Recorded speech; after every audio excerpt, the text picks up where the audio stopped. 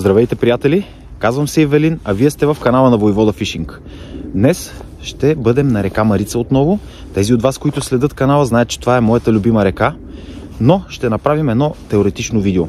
Ще бъде малко по-различно видеото, като целта е да бъда полезен на много от вас в търсенето на зимните хищници.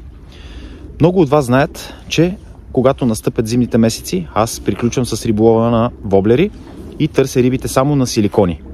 Моят съвет е към всички вас, които сте решили да заземявате тъкъмите и да се отказвате от риболова през зимните месеци, да не го правите. Колеги, сега е най-силният период и определено сега имате най-големи шансове да хванете трофейна риба. В няколко стъпки ще ви обясня на какви места и по какъв начин аз търся хищните риби по реката с силикони и като се надявам, че това видео ще ви бъде полезно и че ще успеете да си извадите някакви поуки от него. Ако за първи път попадате на нашия канал, ще сме ви благодарни с и влоги, да се абонирате от бутончето Subscribe, да ударите един палец на това видео и да изгледате видеото до края. Ще се видим след малко.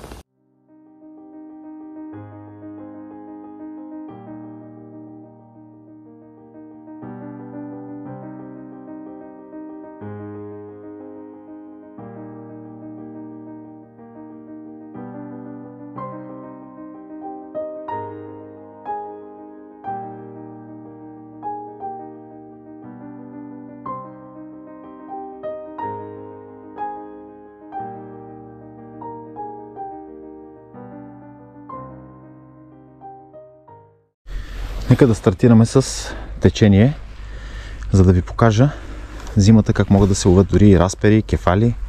Хващал съм и бели риби, и сомчета, общо взето всички видове хищници.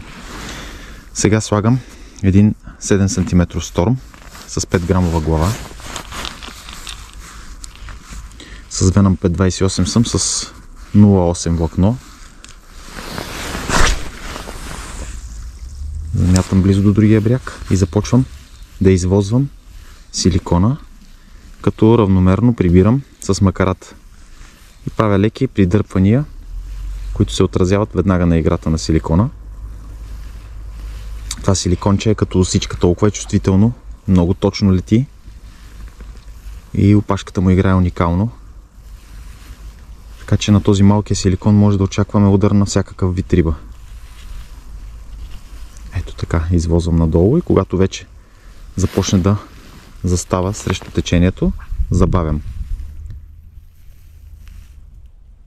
Ето и какво нося аз в моя елек. Една скромна кутийка, в която съм си сложил всичко необходимо. По една, по две бройки, в зависимост от това, когато скъсам, да имам с какво да ги заменя.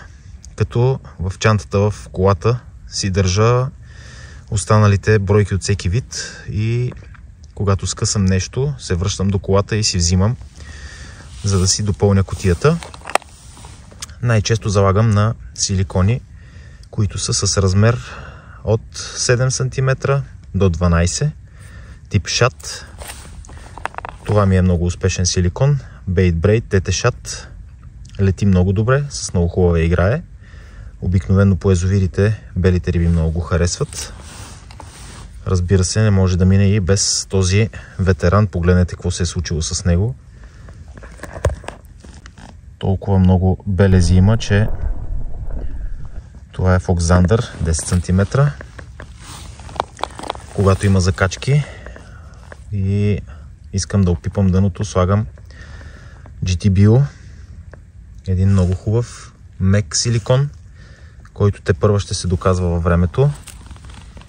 Ето имам няколко разновидности от него.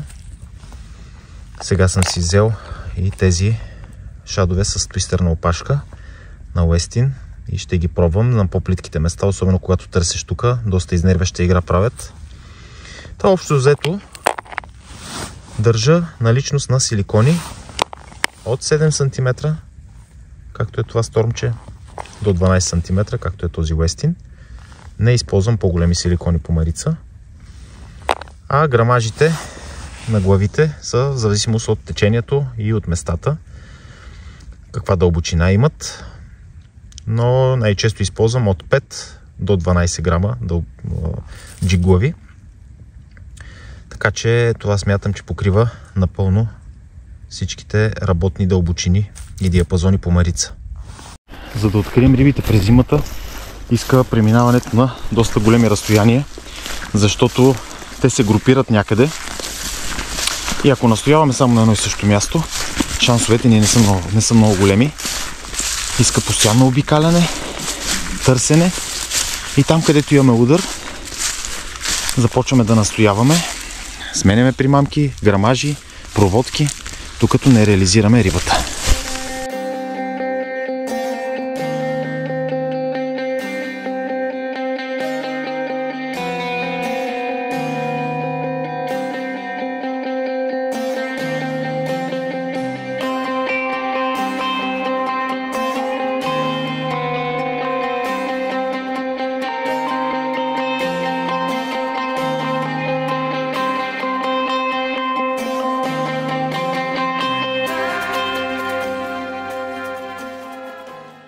На места, на които имаме дълбочина, така наречените речни вирове, и когато дълбочината варира 2, 3, 4, може и повече метри, предпочитам да използвам типично стандартната джигова проводка,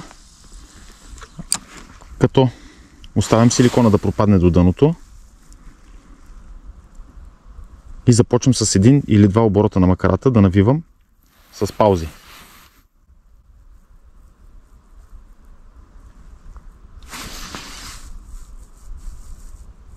За тези от вас, които не знаят, когато направим един оборот с макарата, силикона се издига нагоре и в момента, в който спрем, той започва да пропада плавно надолу, в зависимост от главата, която сме сложили. Колкото по-лека е главата, толкова по-плавно ще е пропадането и по-естествено, но ако има течение, няма как да си играем с много леки глави, затова трябва винаги да се съобразявате с условията. Няма някакво правило, което да е закон. По реката риболова е много динамичен, всяко едно място изисква специфичен подход и различно утежнение. В случая издигаме силикона, пада надолу. Издигаме силикона, пада надолу.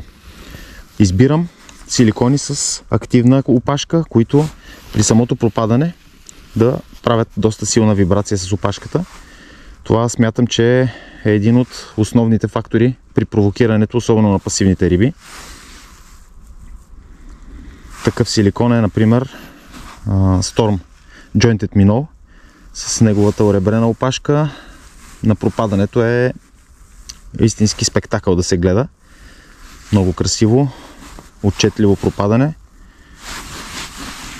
Също е важна и самата конструкция на опашчицата отзад.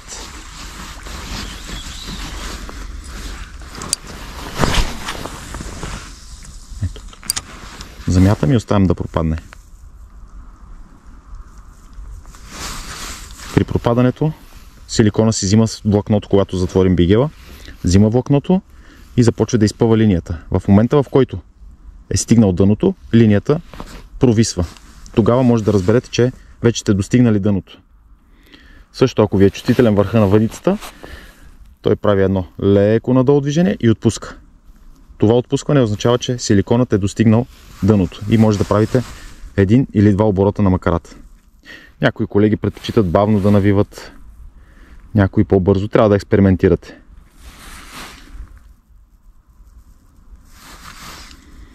Пак казвам, за реката този тип проводка го правя само на дълбоките места. Там, където не мога по друг начин да стигна дъното.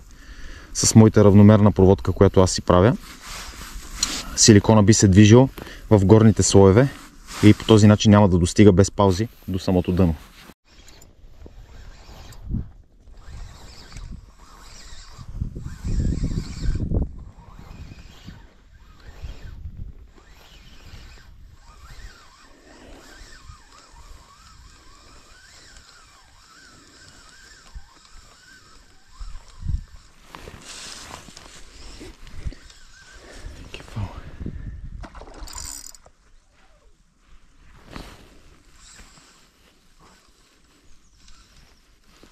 Огромна примамка.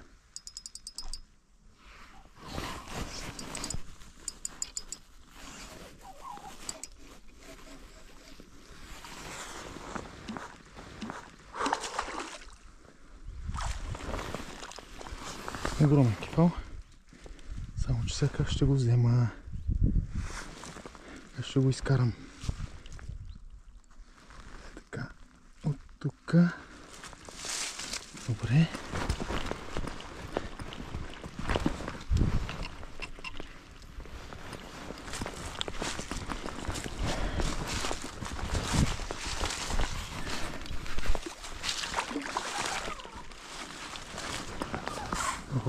Оп, не там.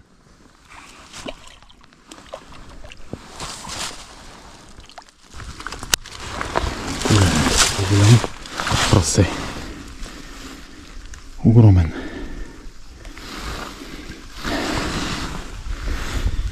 Този силикон на Фокс. Това е 12 см силикон. Явно искат голяма хапка. Браво. Вижте го, е. Какво голямо животно.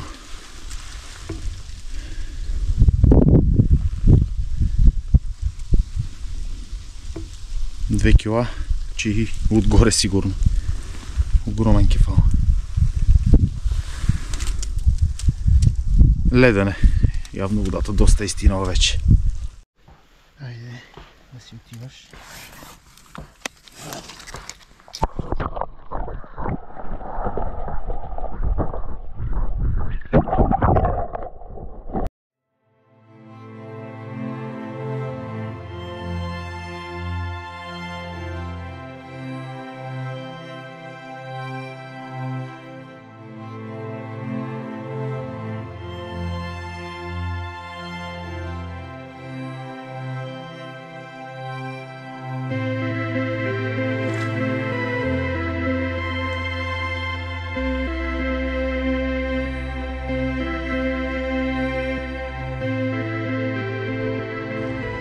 Ето едно много хубаво място, типично зимно място. Не само, и през лятото съм имал успехи на подобен тип. Виждате отвесния бряг. От такива брегове обикновено винаги има дълбочина, защото водата изкопава отдолу пясъка или глината и там има дълбок улей. А пък тези клони, които са паднали над водата, спират течението и виждате отзад как се образува доста по-спокойна зона. Именно там трябва да целим с силикона и да го извозим надолу по течението, докато се изравни с брега.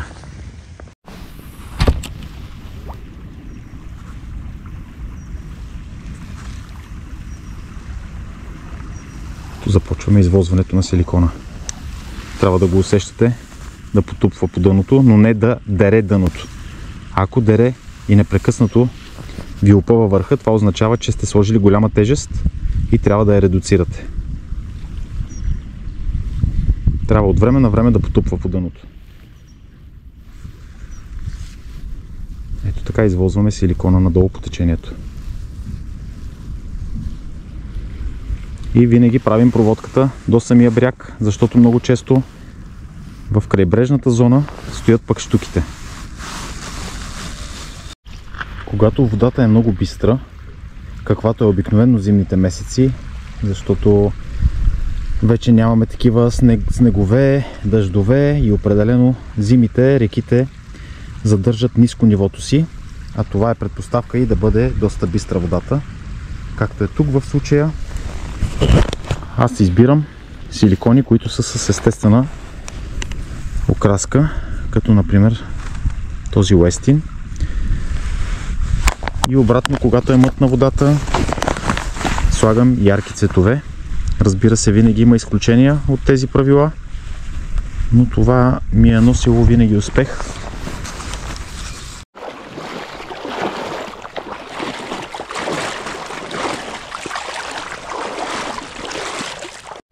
В общи линии цаката е да се обикаля непрекъснато, да се търсят рибите. Затова трябва да сте добре екипирани. Не пестете пари от екипировка, а напротив, по-добре с по-евтина въдица, по-евтин тъкъм да обикаляте, но парите заделете за облекло, защото през зимните месеци това е едно от най-важните неща, които ще ви съхранят сухи и здрави. Ако след всеки излет се прибирате болни, тогава няма никакъв смисъл да се обикаля и да се търсят през зимата рибите. Така че си взимайте дебели, хубави дрехи, които да държат на вятър, на студ и евентуално на сняг и дъжд. Отново се натъквам на труп, на цяло прасе. Какво ли му се е случило, не знам. Горкото животинче. Пишете отдолу в коментарите според вас какво може да му се е случило, за да остане тук неизядено. И ако въдиците, с които ловим на воблери и на блесни, не са толкова претенциозни, можем да си позволим всякаква въдица, тук нещата не са точно такива. Тук въдицата трябва да бъде по-прецизна, от високо модулен карбон, тънка и в същото време много чувствителна, за да може да усещаме всяко едно плахо кълване на рибите, а също така и всяка неравност по дъното, за да можем да се ориентираме в ситуацията. По река Марица, въдиците, които използвам аз, са с тестов диапазон на примамките от 5 до около 35 грама, в зависимост от това какво течение имаме, каква дълбочина и колко тежка глава ще използвам.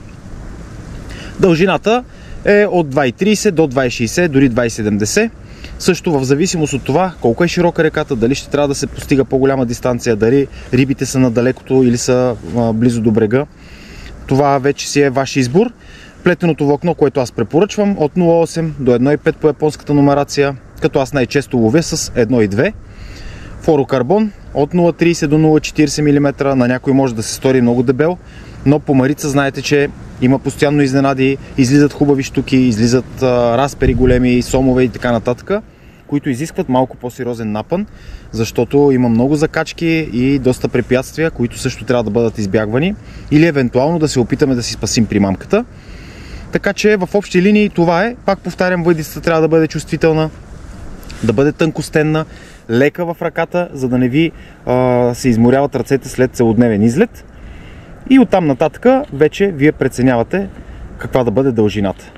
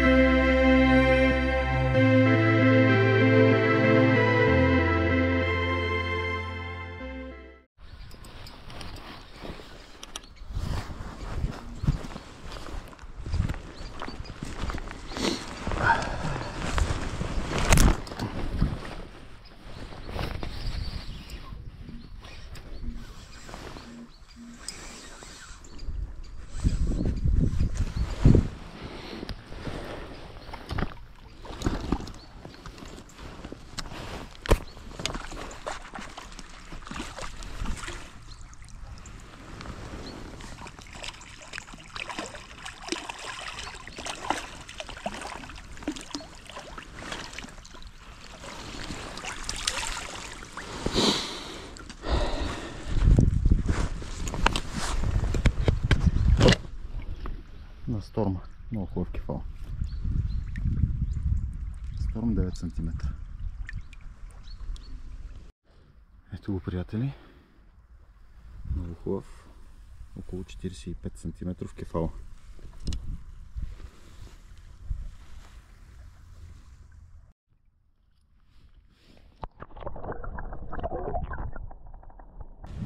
Въпреки че се смениха слънце с дъжд, с вятър, стана много студено и мисля, че вече е редно да приключвам, преди да съм настинал. Ако това видео ви е харесало и най-вече ви е било полезно, натиснете един палец. И ако искате да виждате още такива видеа, напишете един коментар отдолу. Благодаря ви, че изгледахте това видео до края. Ще се видим в следващите видеа, войводи, и знайте, че сега е момента на истинските трофеи, така че не ги проспивайте тези дни, а бъдете сред природата. До нови срещи и на слука!